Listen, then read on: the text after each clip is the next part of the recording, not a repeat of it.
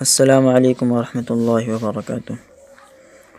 الحمد للہ رب العالمین والصلاة والسلام علی سید الانبیاء والمرسلین وعلی آلہ واصحابہ اجمعین، اما بعد۔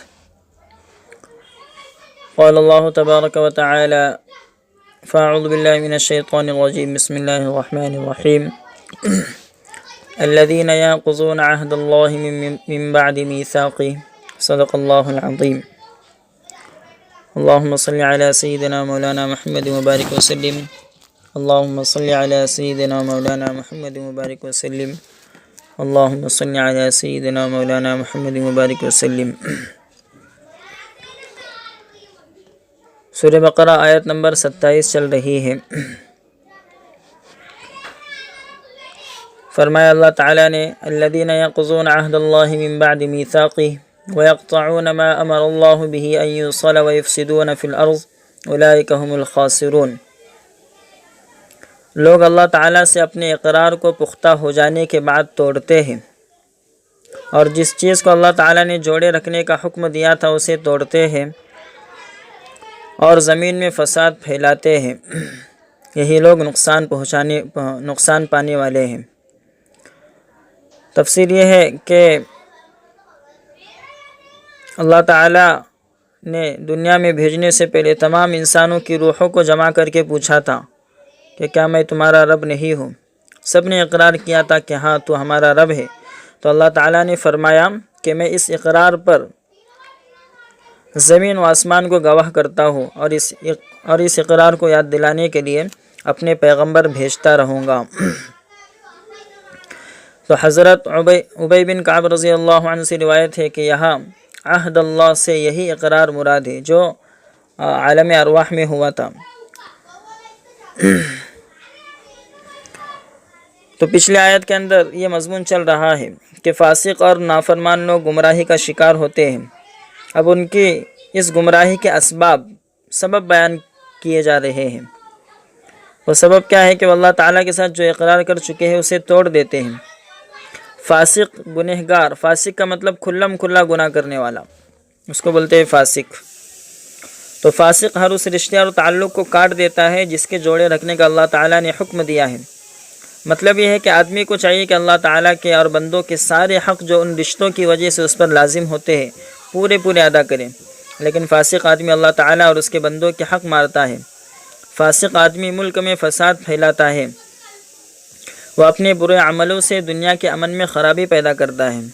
فاسق کی 3 نشانیاں بیان کر کے اللہ تعالیٰ نے ان کا انجام بتایا ہے کہ یہی لوگ دین اور دنیا دونوں کے لحاظ سے نقصان میں رہیں گے۔ اللہ تعالیٰ ہم سب کو ان کے شر سے بچائے اور سیدھے راستے پر چلائے۔ اور فرمایا کہ جس چیز کو اللہ تعالیٰ نے جوڑنے کا حکم دیا ہے اسے توڑتے ہیں۔ اللہ تعالیٰ نے تو رشتہ داروں کے ساتھ صلہ رحمی یعنی اچھے برتاؤ کا حکم دیا ہے، مگر یہ اس کے خلاف قطع رحمی یعنی برا برتاؤ کرتے ہیں۔ جیسے کافروں کے متعلق فرمایا کہ وہ قطع رحمی کرتے ہیں اور کسی ایمان والے کے بارے میں نہ تو کسی عہد و پیمان کا یعنی ایگریمنٹ کا خیال رکھتے ہیں اور نہ رشتہ داروں کا خیال کرتے ہیں۔ حدیث شریف میں آتا ہے کہ اللہ تعالیٰ فرماتے ہیں کہ جو شخص جوڑنے کی کوشش کرتا ہے یعنی اچھا برتاؤ کرتا ہے، اللہ تعالیٰ فرماتے ہیں میں بھی اس کو جوڑوں گا یعنی اس کے ساتھ اچھا برتاؤ کروں گا، اور جو کاٹتا ہے یعنی اچھا برتاؤ نہیں کرتا میں بھی اس کو کاٹوں گا۔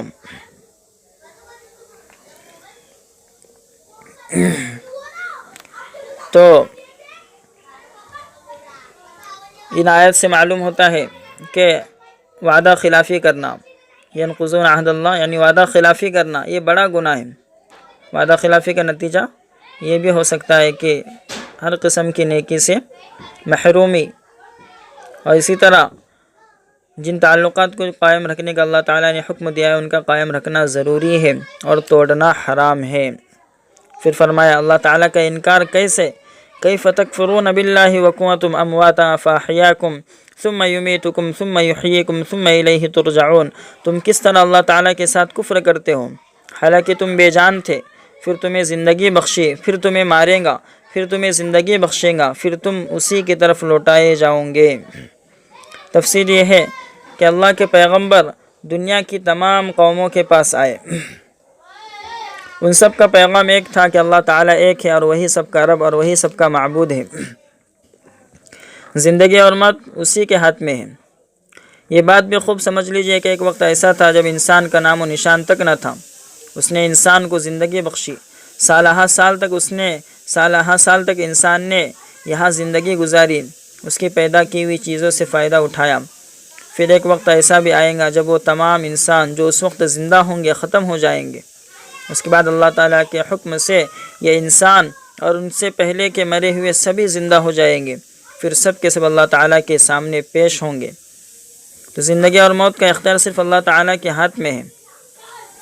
جب انسانی زندگی اور اس کے تمام وسیلے اللہ تعالیٰ ہی کے اختیار میں ہیں اور ہر سانس اسی کی رحمت سے آتی ہے، تو ہمیں چاہیے کہ اللہ تعالیٰ کے حکموں کے آگے سر جھکاوے۔ ہماری نیک بختی اور نجات اسی میں ہے کہ اس کے سامنے پیش ہونے اور اپنے اعمال کے جواب دینے کے لیے اپنے آپ کو تیار کرے، یہ نہ کہ اللہ تعالیٰ کا انکار کرے، ایسا بھی ہرگز بالکل نہ کرے۔ اللہ تعالیٰ اس آیت میں یہی فرما رہے کہ تم کس طرح اللہ تعالیٰ کے ساتھ کفر کرتے ہو۔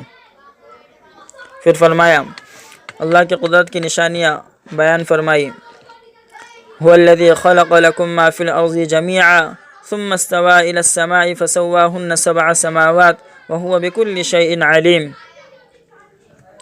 وہی ہے جس نے تمہارے لیے وہ سب کچھ پیدا کیا جو زمین میں ہے، پھر آسمان کی طرف قصد کیا یعنی ارادہ کیا، متوجہ ہوا، پھر 7 آسمان ٹھیک کر دیے، اور اللہ تعالیٰ ہر چیز سے خبردار ہے۔ تفسیر یہ ہے کہ انسان جسم اور روح کے مجموعے کا نام ہے، جسم اور روح۔ ظاہر ہے کہ ان دونوں کی ضرورتوں کو اللہ تعالیٰ ہی پورا کرتا ہے۔ جس نے اس مٹی کے پتلے کو بنایا، اس کا پہلا احسان یہ ہے کہ انسان کے جس قدر جسمانی ضرورتیں ہیں انہیں پورا کرتا ہے، تاکہ انسان کے جسم کی نشو و نما اور ترقی ہو اور وہ پھلے پھولے۔ جسم کی تربیت کے ساتھ ساتھ انسان کی روح کو غذا کی بھی ضرورت ہوتی ہے۔ تو اس آیت کا مطلب یہی ہے کہ پروردگار نے سب سے پہلے زمین کو پیدا کیا، اس میں ایک طرف دریا سمندر بہائے، دوسری طرف اونچے اونچے پہاڑ کھڑے کر دیے کہ آسمان سے باتیں کرتے ہیں۔ یہ پہاڑ اتنے اونچے کہ آسمان سے باتیں کرنے لگتے ہیں۔ درختوں کے جنگل اگائے، زمین کے اندرونی حصوں کو ان گنت خزانوں سے بھرپور کر دیا، اور یہ سب کچھ حضرت آدم علیہ السلام اور ان کے اولاد کی خاطر ہوا۔ اب انسان کا کام یہ ہے کہ وہ اپنی عقل اور سمجھ سے ان بے شمار خزانوں سے مناسب فائدہ اٹھائے۔ تو یہ جمیعاً کا لفظ جو آیا ہے کہ تم سب کے لیے اللہ نے یہ ساری چیزیں پیدا کی، تو اس میں حضرت آدم علیہ السلام کی سب اولاد ہیں، وہی اس سے فائدہ اٹھانے کے حقدار ہے۔ تو اس آیت سے ایک بات یہ معلوم ہوتی ہے کہ دنیا کی کوئی چیز ایسی نہیں کہ جس سے ایک انسان کو کسی نہ کسی طریقے سے فائدہ نہ پہنچتا ہو، خواہ فائدہ دنیا میں استعمال کرنے کا ہو یا آخرت کے لیے عبرت اور نصیحت حاصل کرنے کا۔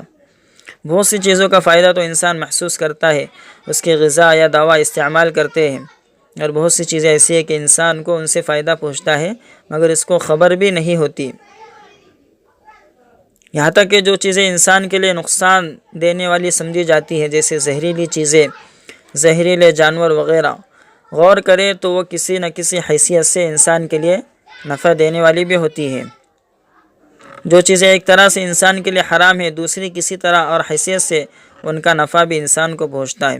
تو اللہ تعالیٰ نے ساری چیزوں کو تمہارے واسطے اس لیے پیدا فرمایا کہ ساری چیزیں تمہاری ہو اور تم اللہ تعالیٰ کے ہو اور تم اللہ تعالیٰ کے لیے ہو۔ اس لیے عقل مند کا کام یہ ہے کہ جو چیز اس کے لیے پیدا ہوئی ہے وہ تو اس کو ملے گی، اس کی فکر میں لگ کر اس ذات سے غافل نہ ہو جس کے لیے یہ پیدا ہوا ہے، جس کے لیے انسان کو پیدا کیا گیا ہے۔ تو اس آیت سے معلوم ہوتا ہے، علماء فرماتے ہیں کہ انسان کے لیے ہر چیز حلال اور مباح ہے، کیونکہ انسان کے لیے ہی وہ پیدا کی گئی ہے، سوائے ان چیزوں کے جن کو شریعت نے حرام قرار دیا۔ اس لیے جب تک کسی بھی چیز کے حرام ہونے کی دلیل اور ریفرنس قرآن اور سنت سے، قرآن اور حدیث سے معلوم نہ ہو، اس کو حلال ہی سمجھا جائے گا، اور جن کا بارے میں معلوم ہو کہ اللہ کے نبی نے اور قرآن نے اس کو حرام کیا تو وہ حرام ہوں گی، باقی ساری چیزیں حلال ہوں۔ پھر فرمایا انسان کا مقام، وَإِذْ قَالَ رَبُّكَ لِلْمَلَائِكَةِ إِنِّي جَاعِلٌ فِي الْأَرْضِ خَلِيفَةً، اور جب آپ کے رب نے فرشتوں کو کہا کہ میں زمین میں ایک نائب بنانے والا ہوں، نائب قائم مقام۔ تفسیر ہے کہ اللہ تعالیٰ نے آسمان اور زمین اور تمام جہاں کو پیدا کیا۔ اس کائنات میں ایک طرف زمین کی تمام چیزیں آ جاتی ہیں، جیسے نباتات یعنی گھاس پھوس، جمادات یعنی بے جان پتھر اور جنگلات وغیرہ، حیوانات، پھر پہاڑ، دریا، نہریں، چشمے وغیرہ۔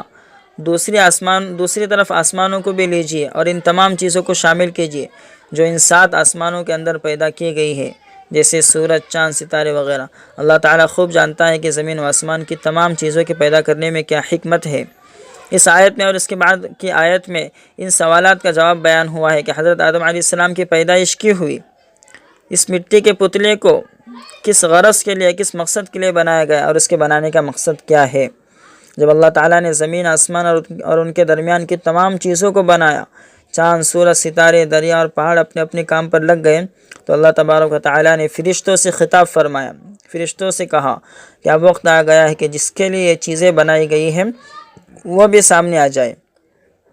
یعنی یہ کہ میں اس زمین پر اپنا ایک خلیفہ بنانا چاہتا ہوں جو ان تمام چیزوں کو اپنے قبضے میں لائیں گا اور دنیا میں اللہ تعالیٰ کے حکموں کو پورا کریں گا اور کرائیں گا۔ فرشتوں نے گزارش کی، فرشتوں نے کیا جواب دیا؟ قالوا اتجعل فيها من يفسد فيها ويسفك الدماء ونحن نسبح بحمدك ونقدس لك۔ انہوں نے کہا، فرشتوں نے کہا کہ کیا تو اس میں اسے بناتا ہے، یعنی دنیا میں اسے بناتا ہے جو دنیا میں فساد کرے اور خون بہائے، حالانکہ ہم آپ کی حمد اور پاکیزگی بیان کرتے ہیں۔ تفسیر یہ ہے کہ جب فرشتوں نے اللہ تعالیٰ سے خلیفہ بنانے کا اعلان سنا تو کہا، آپ ایسوں کو خلیفہ بنائیں گے جو خون بہائیں گا اور اس کی وجہ سے دنیا تباہی اور بربادی کا گھر بن جائیں گے، کیونکہ اپنی خواہشوں کی پیروی کریں گا، اس سے پوری طرح آپ کی اطاعت نہ ہو سکیں گی، انسان سے آپ کی پوری طرح اطاعت نہ ہو سکیں گی۔ فرشتوں نے عرض کیا، اے پروردگار، اگر خلیفہ پیدا کرنے سے آپ کا مقصد یہ ہے کہ ہر طرف آپ کی حمد و ثنا ہو تو ہم اس خدمت کے لیے حاضر ہیں، ہم ہر وقت آپ کا حکم سننے اور اس پر عمل کرنے کے لیے تیار رہتے ہیں، اس لیے زمین کی مخلوق پیدا کرنے کی کیا ضرورت ہے۔ انہوں نے یہ بھی کہا کہ آپ کی ذات پاک ہے، آپ کا ہر کام ٹھیک ہے، لیکن ہمیں یہ بات سمجھ میں نہیں آتی کہ زمینی مخلوق میں ایسی مخلوق کیسے ہو سکتی ہے جو آپ کی اطاعت اور فرما برداری اور تسبیح کے لیے ہر وقت تیار رہے۔ فرشتوں کا اللہ نے جواب دیا، قال انی اعلم ما لا تعلمون۔ اللہ تعالیٰ نے فرمایا، بے شک میں جانتا ہوں جو تم نہیں جانتے۔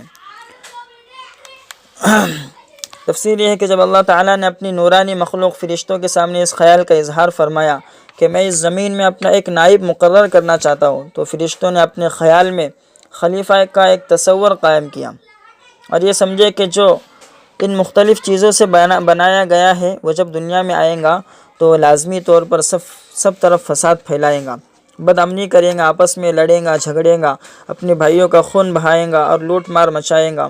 آدم کی اولاد کی زندگی کا ایک پہلو یہ تھا جسے فرشتوں نے پیش کیا، یعنی وہ رخ جو تاریک تھا اور جس میں صرف برائی نظر آتی تھی۔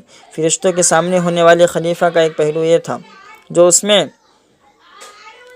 جو خوبیاں پوشیدہ تھی، جو کمالات اس کے اندر چھپے ہوئے تھے، وہ نئی باتیں اور طرح طرح کی ایجادیں اور ترقی کے جو الگ الگ پہلو خلیفہ دنیا میں ظاہر کرنے والا تھا، وہ فرشتوں کی نظر سے اوجھل تھے۔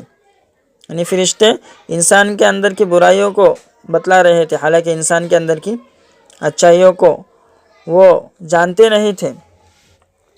اس لیے فرشتوں نے اپنے اعتبار سے بات کہی، تو اللہ تعالیٰ کے سامنے انہوں نے جو بات کہی کہ نہایت ادب کے ساتھ فرشتوں نے اللہ کے سامنے اپنی بات رکھی، لیکن اللہ تعالیٰ نے چونکہ ارادہ کر لیا تھا، اللہ تعالیٰ نے فرمایا کہ میں جانتا ہوں اور تم نہیں جانتے، یعنی تمہیں معلوم نہیں کہ اس کے خلیفہ بنانے میں کیا کیا مصلحتیں اور حکمتیں چھپی ہوئی ہیں۔ اب یہاں پر ایک سوال ہوتا ہے کہ فرشتوں کو کیسے معلوم ہوا کہ انسان دنیا میں فساد پھیلائے گا اور خون بہائے گا؟ تو مفسرین کرام فرماتے ہیں کہ فرشتوں نے یہ سوال کئی وجوہات کی بنا پر کیا۔ پہلا یہ کہ اللہ تعالیٰ نے انہیں یہ بات الہام کی ہو جس کی بنا پر انہیں نے یہ رائے دی ہو، یا یہ بھی ہو سکتا ہے کہ فرشتوں نے جناتوں کے حالات پر قیاس کیا ہو۔ دنیا میں انسانوں کے آدم علیہ السلام کی پیدائش سے پہلے جنات آباد تھے، تو فرشتوں نے جناتوں کو دیکھا ہو کہ جناتوں نے زمین پر فتنہ اور فساد برپا کیا، اس لیے انہوں نے گمان کیا کہ آدم کے اولاد بھی ایسا ہی کریں گے۔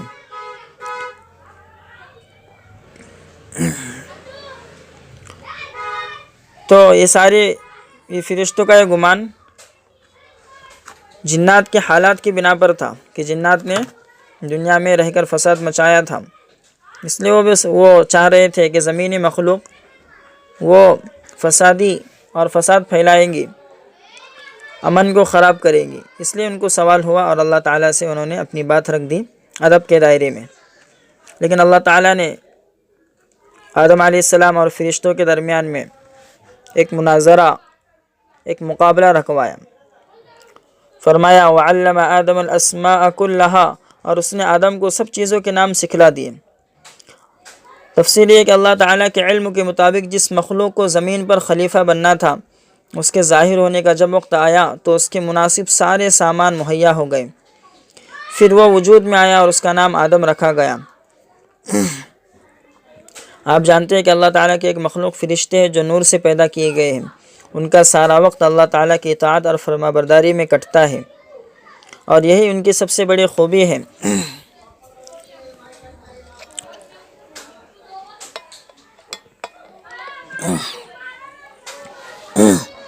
فرشتے ان تمام خواہشات اور ضرورتوں سے بالکل پاک اور صاف ہے جو حضرت آدم علیہ السلام کی اولاد کا خاصہ ہے، اس لیے انہیں بالکل علم نہیں کہ زمین و آسمان کی تمام چیزیں کس کام آئیں گی، لیکن یہ حقیقت ہے کہ اللہ تعالیٰ نے ان چیزوں کو بغیر کسی مقصد کے نہیں بنایا، اس میں ضرور کوئی مصلحت اور حکمت ہے۔ اللہ تعالیٰ نے حضرت آدم علیہ السلام کو مٹی سے بنایا اور اس میں ہر قسم کی خواہش اور طرح طرح کی ضروریات پیدا کر دی، اور اس کے ساتھ ساتھ اسے یہ علم بھی دیا کہ اپنی خواہشوں کو پورا کرنے کے لیے کون کون سے ذریعے کس طرح عمل میں لائے۔ انسان کے اندر یہ قابلیت بھی پیدا کر دی کہ وہ ان تمام چیزوں سے واقف ہو جائے اور ان کی خصوصیات کو اچھی طرح جان لے۔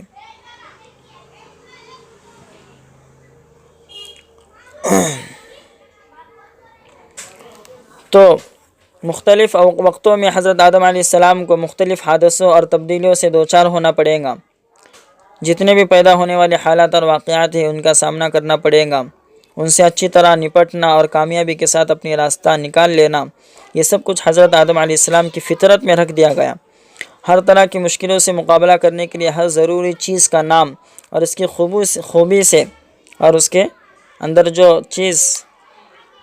جو کوالٹی اور جو خاصیت رکھی گئی ہے، اس سے حضرت آدم علیہ السلام کو اللہ تعالیٰ نے واقف کرا دیا، وہ تمام باتیں، وہ تمام علم سکھلا دیا۔ حضرت آدم علیہ السلام کا فرشتوں سے پھر مقابلہ کرایا۔ ثم عرضهم على الملائكة فقال انبئوني باسماء هؤلاء ان كنتم صادقين، پھر ان چیزوں کو فرشتوں کے سامنے کیا، پھر فرمایا مجھ کو ان کے نام بتاؤ اگر تم سچے ہو۔ قالوا سبحانك لا علم لنا الا ما علمتنا انك انت العليم الحكيم، وہ بولے آپ پاک ہے، ہمیں معلوم نہیں مگر وہ جو آپ نے ہمیں سکھایا، بے شک آپ جاننے والے حکمت والے ہیں۔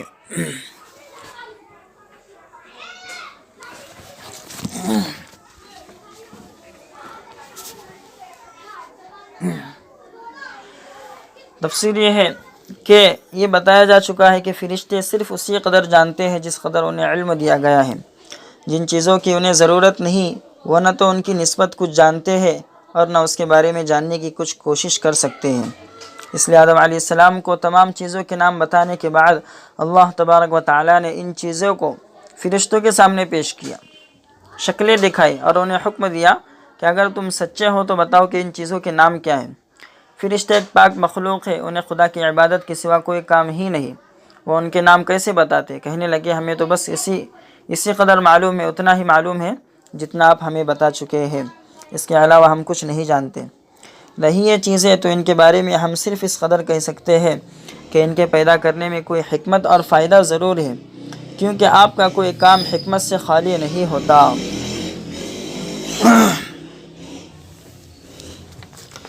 تو یہ مناظرہ ہوا، یہ مقابلہ ہوا، یہ کمپٹیشن ہوا فرشتوں کا اور حضرت آدم علیہ السلام کے درمیان میں، فرشتوں کے اور حضرت آدم علیہ السلام کے درمیان میں۔ قال یا آدم انبئهم بأسمائهم فلما انبأهم بأسمائهم قال لم اقل لكم انی اعلم غیب السماوات والارض واعلم ما تبدون وما کنتم تکتمون۔ اللہ تعالیٰ نے کہا اے آدم انہیں ان کے نام بتا دے۔ پھر جب اس نے انہیں ان کے نام بتا دیے فرشتوں کے سامنے، حضرت آدم علیہ السلام نے ان چیزوں کے نام بتا دیے، تو اللہ تعالیٰ نے فرشتوں سے کہا کیا میں نے تم سے نہیں کہا تھا کہ میں جانتا ہوں آسمان اور زمین کی چھپی ہوئی باتیں، اور میں جانتا ہوں جو تم ظاہر کرتے ہو اور جو تم چھپاتے ہو۔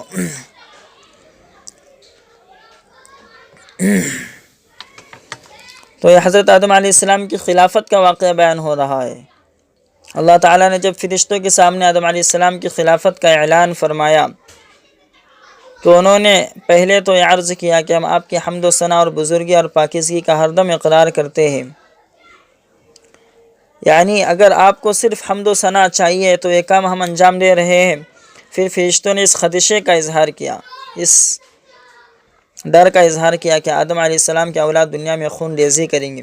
اللہ تعالیٰ نے آدم علیہ السلام کو ان کی صلاحیت کے مطابق سب چیزوں کے نام بتا دیے، اور پھر فرشتوں سے کہا مجھے ان چیزوں کے نام بتاؤ اگر تم سچے ہو۔ تو فرشتوں نے اپنی لا علمی کا، اپنے نہ جاننے کا اقرار کیا، مگر حضرت آدم علیہ السلام نے چیزوں کے نام بتلا دیے۔ اس سے حضرت آدم علیہ السلام کی برتری ثابت ہو گئی۔ اس موقع پر اللہ تعالیٰ نے فرمایا کہ میں نے پہلے ہی کہا تھا کہ میں ظاہر اور باطن کی ہر بات جانتا ہوں، زمین و آسمان کے رازوں سے باخبر ہو۔ آدم علیہ السلام سے متعلق جو خدشے تم نے ظاہر کیے انہیں بھی جانتا ہوں، اور جن باتوں کو کھل کر ظاہر نہیں کیا ان کو بھی نہیں جانتا ہوں، ان کو بھی میں جانتا ہوں۔ تو آدم علیہ السلام کی خلافت کا سلسلہ شروع ہوا۔ دنیا کے پہلے انسان اور سب سے پہلے نبی حضرت آدم علیہ السلام، تو ان سے سلسلہ شروع ہو کر خاتم الانبیاء صلی اللہ علیہ وسلم تک ایک ہی انداز میں چلتا رہا، یہاں تک کہ حضرت خاتم الانبیاء صلی اللہ علیہ وسلم اس زمین پر اللہ تعالیٰ کے آخری خلیفہ ہو کر بہت ہی اہم خصوصیات کے ساتھ تشریف لائے۔ پھر فرمایا وَإِذْ قُلْنَا لِلْمَلَائِكَةِ اسْجُدُوا لِآدَمَ فَسَجَدُوا إِلَّا إِبْلِيسَ أَبَى وَاسْتَكْبَرَ وَكَانَ مِنَ الْكَافِرِينَ۔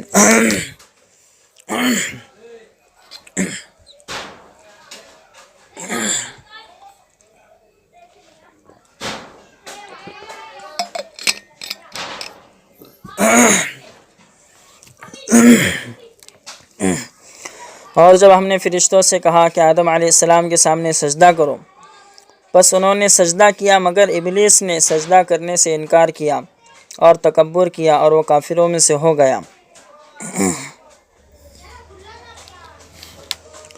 تو یہاں پر سجدہ کرنے کا مطلب، سجدہ اصل میں سر جھکا کر عاجزی اور فرما برداری ظاہر کرنا۔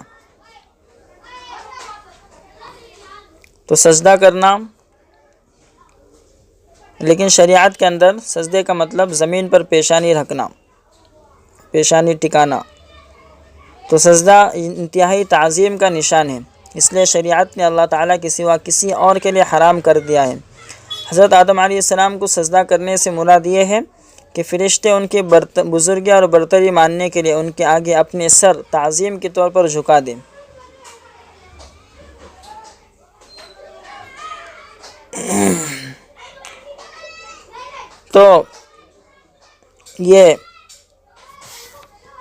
تو اس حکم کو پورا کرنے کے لیے سب فرشتے سجدے میں گر پڑے سوائے ابلیس کے، اس نے انکار کیا، کہنے لگا کہ میں آگ سے بنا ہوں اور آدم کو مٹی سے بنایا گیا ہے، اس لیے میں اس کے آگے نہیں جھکوں گا۔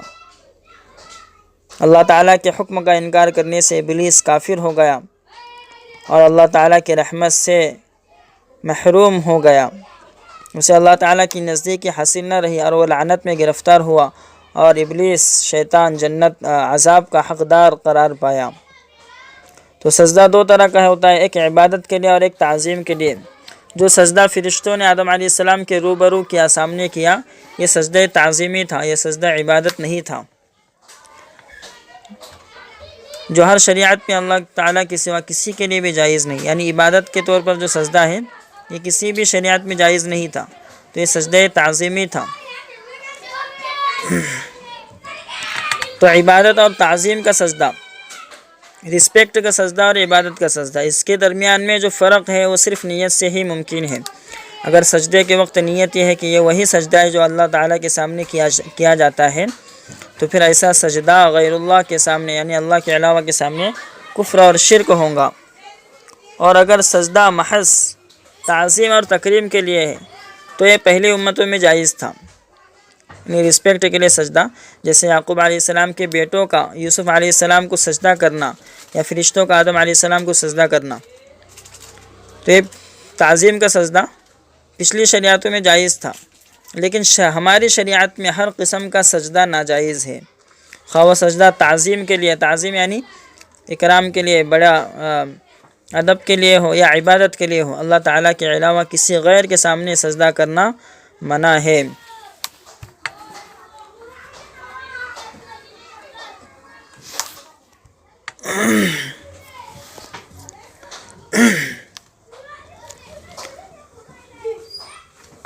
تو ابلیس نے جو کفر کیا تھا وہ اللہ تعالیٰ کے حکم نہ ماننے کی وجہ سے وہ کافر ہو گیا، اور اللہ تعالیٰ سے وہ مقابلہ کرنے لگا کہ آپ نے جس کو سجدہ کرنے کا مجھے حکم دیا ہے وہ اس قابل نہیں کہ میں اس کو سجدہ کروں۔ تو ابلیس نے جو یہ اللہ سے مقابلہ کرنے کی کوشش کی، تو اس کی بنا پر جو ابلیس کافر ہو گیا، اور تکبر کی بنا پر جو ہے وہ سجدہ کرنے سے رکا رہا۔ پھر فرمایا وَقُلْنَا يَا آدَمُ اسْكُنْ أَنْتَ وَزَوْجُكَ الْجَنَّةَ وَكُلَا مِنْهَا رَغَدًا حَيْثُ شِئْتُمَا، اور ہم نے کہا اے آدم، اور آپ اور آپ کی بیوی جنت میں رہو اور اس میں جہاں سے چاہو جی بھر کے کھاؤ۔ تو حضرت آدم علیہ السلام جنت میں چلے گئے۔ آدم علیہ السلام کو خلافت کے بعد اللہ تعالیٰ نے موقع دیا کہ وہ اور ان کی بیوی جنت میں رہے۔ حضرت حوا علیہ السلام کے بارے میں مفسرین نے بیان کیا ہے کہ حضرت آدم علیہ السلام جنت میں اکیلے تھے تو ان کی طبیعت گھبرائی، اس لیے اللہ تعالیٰ نے حضرت حوا کو پیدا کیا اور فرمایا کہ تم دونوں جنت میں رہو اور جہاں سے چاہو جی بھر کے کھاؤ۔ تو اس سے معلوم ہوتا ہے کہ اللہ تعالیٰ نے حضرت آدم علیہ السلام کو کتنا بڑا مرتبہ دیا، پہلے علم کی نعمت دی، پھر اپنا نائب بنایا، اس کے بعد ان کے راحت اور آرام کے لیے بیوی دی، جنت میں جگہ دی اور کھانے کو بے شمار نعمتیں دی۔ اللہ تعالیٰ اپنے بندوں کو ہمیشہ انعامات سے نوازتا ہے اور ان پر طرح طرح کی نوازشیں فرماتا ہے، اور فرمایا وَلَا تَقْرَبَا هَذِهِ الشَّجَرَةَ فَتَكُونَا مِنَ الظَّالِمِينَ، اور تم دونوں اس درخت کے قریب نہ جانا ورنہ تم دونوں ظالموں میں سے ہو جاؤ گے۔ ساری چیزیں کھانے کو بتلائی لیکن جنت کا ایک درخت کھانے سے منع کر دیا، تو یہ درخت جنت کے درختوں میں سے کوئی درخت تھا، اور حضرت آدم علیہ السلام کو اس کی پہچان کرا دی گئی تھی۔ قرآن نے تو بیان نہیں کیا کہ کون سا درخت تھا، لیکن بعض مفسر فرماتے ہیں کہ انگور کا درخت تھا، بعض اسے گیہوں کا پودا بتاتے ہیں، بعض انجیر کا اور بعض کھجوروں کا، لیکن حدیث میں اس کی کوئی وضاحت نہیں آئی ہے، کنفرم نہیں کہہ سکتے کہ درخت کون سا تھا، لیکن الگ الگ مفسرین نے قرآن کی تفسیر اور مطلب بیان کرنے والوں نے اپنے علم کے مطابق کسی نے انگور کا پیڑ، کسی نے گیہوں کا پودا، کسی نے انجیر اور کھجور کا درخت کہا۔ تو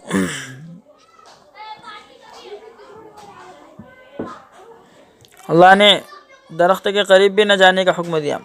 ظاہر ہے کہ درخت کے قریب جانے سے منع کرنے کا مقصد یہ تھا کہ اس درخت یا اس کے پھل کو نہ کھاؤ، لیکن احتیاطی حکم دیا گیا کہ اس کے قریب بھی نہ جاؤ۔ یعنی قریب بھی نہ جاؤ، کھانا تو دور کی بات ہے۔ تو اس سے ایک شرعی مسئلہ نکلتا ہے کہ وہ یہ ہے کہ بعض چیزیں اپنی ذات میں ناجائز یا منع نہیں ہوتی، لیکن جب یہ خطرہ ہو کہ ان چیزوں کے اختیار کرنے سے کسی حرام یا ناجائز کام میں مبتلا ہو جائیں گا تو اس چیز کو بھی روک دیا جاتا ہے۔ جیسے کہ پیڑ کے درخت کے قریب جانا ذریعہ بن سکتا ہے اس کے پھل پھول کھانے کا، تو اللہ نے اس ذریعے کو بھی منع کر دیا، اس راستے کو بھی منع کر دیا کہ اس کے قریب بھی مت جاؤ، کہ اس درخت کے قریب بھی نہ جانا۔ تو یہ اسلام کے اندر اور شریعت کے اندر ایک اصول بتلایا کہ کوئی کام ناجائز اور حرام تو نہیں ہے، لیکن وہ کام کرنے سے ناجائز اور حرام کام کے اندر پڑ جانے کا اندیشہ ہے اور مبتلا ہونے کا حرام کے اندر خدشہ ہے، تو اس کی بنا پر جو ہے اس کام سے بھی روک دیا جاتا ہے۔ پھر فرمایا فَأَزَلَّهُمَا الشَّيْطَانُ عَنْهَا فَأَخْرَجَهُمَا مِمَّا كَانَ فِيهِ، پھر شیطان نے ان دونوں کو اس درخت کے ذریعے پھسلا دیا، پھر ان دونوں کو نکلوا دیا اس جگہ سے جہاں وہ دونوں تھے۔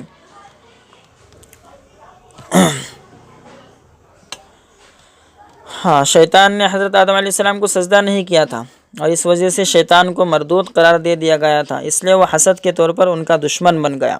اس نے دل میں ٹھان لیا کہ کسی نہ کسی طرح انہیں یہاں سے نکلوا دے۔ قرآن میں دوسری جگہ آتا ہے کہ شیطان حضرت آدم علیہ السلام اور ان کی بیوی کے پاس پہنچا اور انہیں اپنی دوستی اور خیر خواہی کی قسمیں کھا کھا کر یقین دلایا کہ اگر تم اس درخت کا پھل کھا لو گے تو تم فرشتے بن جاؤ گے یا ہمیشہ جنت میں رہو گے اور تم یہاں سے کبھی نکالے نہیں جاؤ گے، اس لیے اللہ تعالیٰ نے تم کو منع کیا ہے۔ ہاں، اس لیے شیطان جو ہے پھسلا رہا ہے، بہکا رہا ہے، تم اس درخت کا پھل کھا لو گے تو تم فرشتے بن جاؤ گے یا ہمیشہ جنت میں رہو گے اور تم یہاں سے کبھی نہیں نکالے جاؤ گے۔ حضرت آدم علیہ السلام اور ان کی بیوی شیطان کے فریب میں آ گئے۔ انہیں کیا معلوم تھا کہ کوئی خدا کی جھوٹی قسمیں بھی کھا سکتا ہے؟ انہوں نے اس درخت کا پھل کھا لیا، کھاتے ہی جنت کا لباس ان کے جسم سے اتر گیا اور وہ دونوں شرم کے مارے اپنے اپنے بدن پر درختوں کے پتے چپکانے لگے۔ اللہ تعالیٰ نے انہیں حکم دیا کہ تم یہاں سے نکل جاؤ۔ شیطان جنت جیسی نعمت سے نکلوانے کا سبب بنا۔ ہم پر لازمی ہے کہ شیطان کے فریب سے، اس کے داؤ سے بچتے رہے، کیونکہ جو ہمارے باپ آدم کا دشمن ہے وہ ہمارا بھی دشمن ہے۔ وَقُلْنَا اهْبِطُوا بَعْضُكُمْ لِبَعْضٍ عَدُوٌّ وَلَكُمْ فِي الْأَرْضِ مُسْتَقَرٌّ وَمَتَاعٌ إِلَىٰ حِينٍ، اور ہم نے کہا تم سب نیچے اتر جاؤ، تم ایک دوسرے کے دشمن ہو اور تمہارے لیے زمین میں ٹھکانہ ہے اور ایک وقت تک نفع اٹھانا ہے۔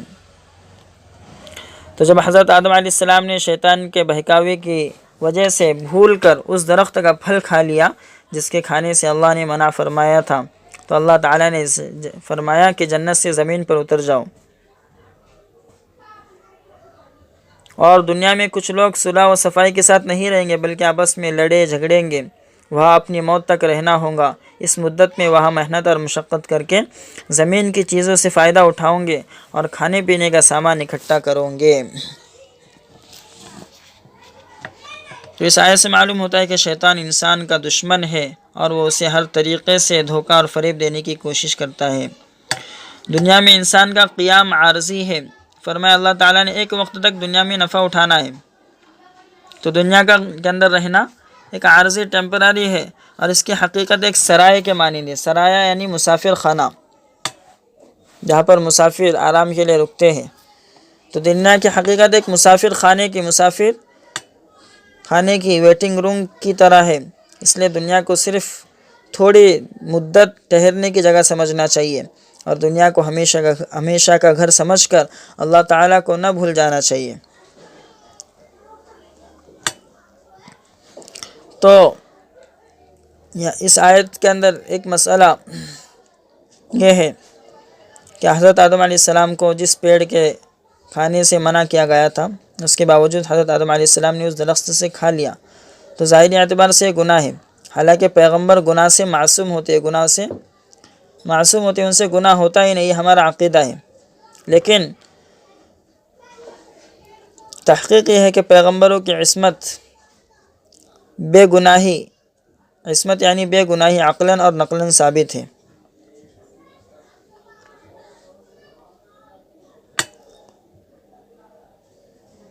تو کسی غلط فہمی یا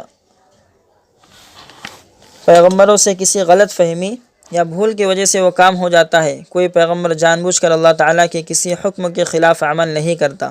غلطی اجتہادی ہوتی ہے یا بھول چوک کی بنا پر معافی کے لائق ہوتی ہے، جس کو شریعت میں گناہ نہیں کہا جاتا، اور یہ بھول چوک کی غلطی ان سے ایسے کاموں میں نہیں ہو سکتی جن کا تعلق تبلیغ اور تعلیم اور تشریح سے ہو، بلکہ ان سے ذاتی کاموں میں ایسا ہو سکتا ہے۔ لیکن چونکہ اللہ تعالیٰ کے نزدیک پیغمبروں کا مقام نہایت بلند ہے اور بڑوں سے چھوٹی سی غلطی بھی ہو جائے تو بہت بڑی غلطی سمجھی جاتی ہے۔ اس قرآن حکیم میں ایسے واقعات کو گناہ کہا گیا ہے، اگرچہ حقیقت کے اعتبار سے وہ گناہ ہی نہیں۔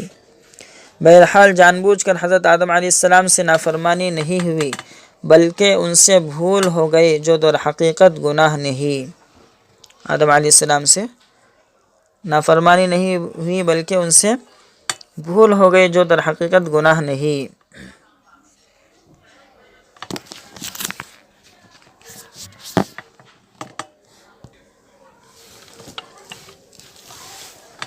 انبیاء کرام معصوم ہوتے ہیں، صحابہ محفوظ یعنی گناہ ہوتے ہیں مگر گناہ نامہ اعمال میں باقی نہیں رہتا، توبہ کی توفیق ہو جاتی ہے، اور مجتہدین اجتہاد کرنے والے مأجور ہوتے ہیں یعنی ان کو اجر دیا جاتا ہے اپنے اجتہاد پر۔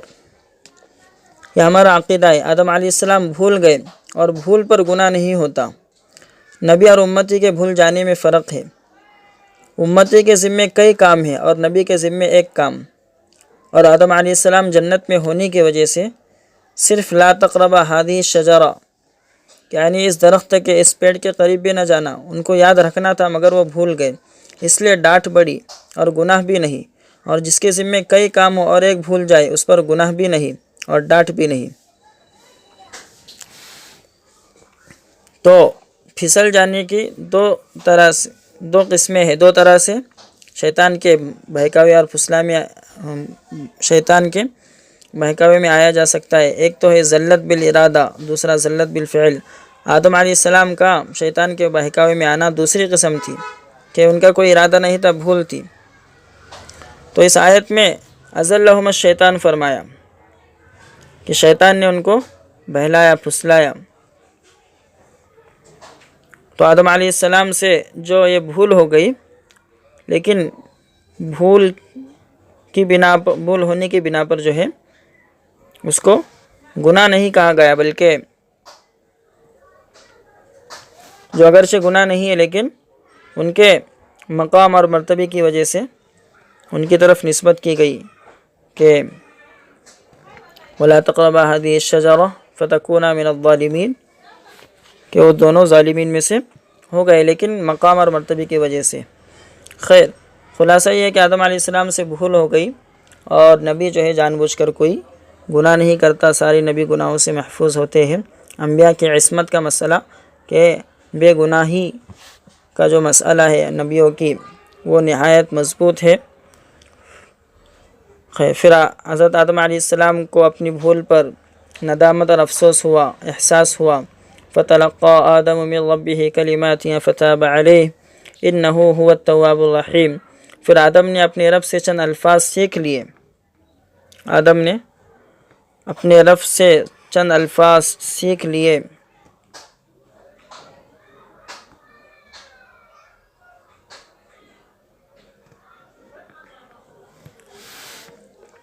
پھر وہ ان کی طرف متوجہ ہوا، بے شک وہی توبہ قبول کرنے والا مہربان ہے۔ تفسیر یہ ہے کہ جب حضرت آدم علیہ السلام کو جنت سے نکلنے کا حکم ہوا تو انہیں اپنی غلطی کا احساس ہوا اور وہ اس پر بہت پچھتائے، پریشانی کی حالت میں اپنی غلطی پر روتے رہے اور بے قراری میں پریشان پھرتے تھے۔ آخر اللہ تعالیٰ کو ان پر رحم آیا اور حضرت آدم علیہ السلام کے دل میں دعا کے چند الفاظ ڈال دیے۔ انہوں نے انہی الفاظ میں دعا کی، اللہ تعالیٰ نے ان کی توبہ قبول فرمائی، کیونکہ وہ یقیناً توبہ قبول کرنے والا اور اپنے بندوں پر ہر حال میں رحم کرنے والا ہے۔ توبہ کے لیے 3 چیزوں کا ہونا ضروری ہے۔ پہلی یہ کہ انسان اپنے گناہوں کو مان لے اور اس پر پچھتائے، دوسری ہے کہ اس کام کو چھوڑ دینے کا پختہ ارادہ کر لے، اور تیسرا ہے کہ وہ اس گناہ کو آئندہ ہرگز نہ کرے۔ پھر فرمایا قُلْ اهْبِطُوا مِنْهَا جَمِيعًا فَإِمَّا يَأْتِيَنَّكُم مِّنِّي هُدًى فَمَا تَبِعَ هُدَايَ فَلَا خَوْفٌ عَلَيْهِمْ وَلَا هُمْ يَحْزَنُونَ۔ ہم نے کہا تم سب یہاں سے نیچے اتر جاؤ، یعنی جنت سے نیچے اتر جاؤ، پھر جب کبھی تمہیں میری طرف سے کوئی ہدایت پہنچے، جو میری ہدایت پر چلا ان پر نہ خوف ہوگا اور نہ وہ غمگین ہوں گے۔ تو یہاں پر حضرت آدم علیہ السلام کو جو حکم دیا جا رہا ہے کہ نیچے اتر جاؤ، تو ان کی سزا کے طور پر نہیں دیا جا رہا ہے۔ حضرت آدم علیہ السلام کی لغزش معاف کر دی گئی، لیکن زمین میں رہنے کا حکم باقی رہا کہ جنت میں معاف کر دی گئی تو اللہ تعالیٰ واپس دوبارہ جنت میں بھی ان کو بھیج سکتے تھے، لیکن اللہ تعالیٰ نے حضرت آدم علیہ السلام کو پیدا کرنے کے اندر جس مقصد کے لیے پیدا کیا تھا کہ زمین میں باقی رہنے کا جو حکم تھا اللہ کی طرف سے، وہ اس کو باقی رکھنا تھا۔ آدم علیہ السلام زمین کے خلیفہ بنائے گئے تھے۔ زمین میں رکھنے سے مقصد یہ تھا کہ جو دنیا میں رہ کر اللہ تعالیٰ کی اطاعت کرے انہیں جنت میں جگہ ملے، اور جو نافرمانی کرے انہیں جنت سے باہر ہی رکھا جائے۔ تو اللہ نے زمین پر اترنے کے ساتھ میں نیچے اتر جاؤ کہا، اور یہ اطمینان بھی دلایا کہ وہاں بھی میری رحمت تمہارے شامل حال ہوں گی، میری طرف سے ہدایت اور وحی آتی رہیں گی۔ جو شخص میری ہدایت کے مطابق چلے گا اس کو کبھی دوزخ کا خوف نہیں ہوگا، اور نہ جنت سے نکالے جانے کا غم ہوگا، میں اس کو دوبارہ جنت میں داخل کروں گا۔ تو اس سے بھی معلوم ہوتا ہے کہ انسان کو روحانی چین اور سکون اللہ تعالیٰ کی ہدایات پر عمل کرنے ہی سے حاصل ہوتا ہے۔ اس کے بغیر روحانی سکون، دل کا سکون انسان کو نصیب ہی نہیں ہو سکتا جب تک کہ اللہ کی ہدایت پر عمل نہ کرے، جب تک کہ نیکی والی زندگی نہ گزارے۔ گناہ کرنے میں بے سکونی ہے۔ اللہ تعالیٰ نے حضرت آدم علیہ السلام کی توبہ قبول کیا، اور پھر انہیں دنیا میں رہنے سہنے اور جنت میں جانے کا طریقہ بتا دیا۔ ہمیں بھی چاہیے کہ ہم اپنے پچھلے تمام گناہوں سے توبہ کریں، اللہ تعالیٰ سے ان کی معافی کی درخواست کریں، اور آئندہ اس کی دی ہوئی ہدایات پر عمل کریں جو اس نے حضرت محمد صلی اللہ علیہ وسلم کے وسیلے سے ہمیں بھیجی ہے۔ پھر کافروں کا انجام بتلایا، والذین کفروا وکذبوا بآیاتنا اولئک اصحاب النار هم فیہا خالدون۔ اور جو لوگ کفر کریں گے اور ہماری آیتوں کو جھٹلائیں گے وہی دوزخی ہے، وہی جہنمی ہے، وہ اس میں ہمیشہ رہیں گے۔ تفسیر یہ ہے کہ حضرت آدم علیہ السلام جب دنیا میں آئے تو اللہ تعالیٰ نے اس میں رہنے سہنے کا قانون اور جنت میں دوبارہ جانے کا طریقہ بتلا دیا کہ جنت میں دوبارہ جانا ہے۔ اس کا طریقہ کیا ہے کہ اللہ تعالیٰ انہیں ضرورت کے وقت اپنا پیغام بھیجتا رہے گا جو ان کے رہنمائی کا ذریعہ ہوگا، اور ان کی نسل کو بھی پیغمبروں کے ذریعے ہدایت ملتی رہیں گی۔ انسان صرف اپنے عقل سے سیدھا راستہ نہیں پا سکتا، اس کے لیے ضروری ہے کہ وہ اللہ تعالیٰ کی طرف رجوع کرے جو اس کی فطرت کا بنانے والا ہے۔ جو لوگ اللہ کی ہدایت کو سچے دل سے قبول کریں گے، اس کے بھیجی ہوئی نشانیوں میں غور کریں گے اور اس کے حکموں پر پابندی کے ساتھ عمل کریں گے، وہ ہر طرح کے غم اور افسوس سے نجات پائیں گے، اور دنیا کی زندگی کے بعد جنت میں داخل ہوں گے جہاں ہمیشہ کا آرام اور ہر طرح کا چین انہیں میسر ہوگا۔ لیکن جو لوگ اس کی ہدایات سے منہ موڑ لیں گے، اس کے حکموں کی نافرمانی کریں گے، وہ ساری زندگی گمراہی میں بھٹکتے پھریں گے۔ انہیں موت کے بعد جہنم میں ڈال دیا جائے گا جہاں وہ آگ میں جلیں گے اور طرح طرح کے عذابوں میں گرفتار ہوں گے۔ آپ نے غور کیا کہ ان لوگوں کا انجام کس قدر خوفناک ہے جو اللہ تعالیٰ کی ہدایت سے منہ موڑے، اور ان لوگوں کا انجام کیسا اچھا ہے جو اس کی ہدایت پر چلے۔ آئیے ہم اللہ تعالیٰ کی ہدایت پر چل کر دوسرے جماعت میں شامل ہو جائے اور جنت کے وارث بنے۔ اب اس کی ایک ہی صورت ہے، وہ یہی ہے کہ اللہ تعالیٰ کے آخری پیغمبر حضرت محمد صلی اللہ علیہ وسلم کی تعلیم کو دل اور جان سے قبول کر لے اور نیک نیتی سے اس پر عمل کرے، اس یقین کے ساتھ کہ یہ تعلیم آخری تعلیم ہے اور یہ پیغمبر آخری پیغمبر ہے جس کے بعد کوئی اور پیغمبر دنیا میں نہیں آئے گا۔ تو حضرت آدم علیہ السلام کا زمین پر اتارا جانا سزا نہیں بلکہ زمین میں خلیفہ بنانے کے لیے تھا۔ کیونکہ اللہ تعالیٰ نے ان کی توبہ کو قبول کر لیا تھا، اس لیے سزا کے طور پر زمین میں نہیں اتارا، بلکہ زمین میں خلیفہ بنانے کے لیے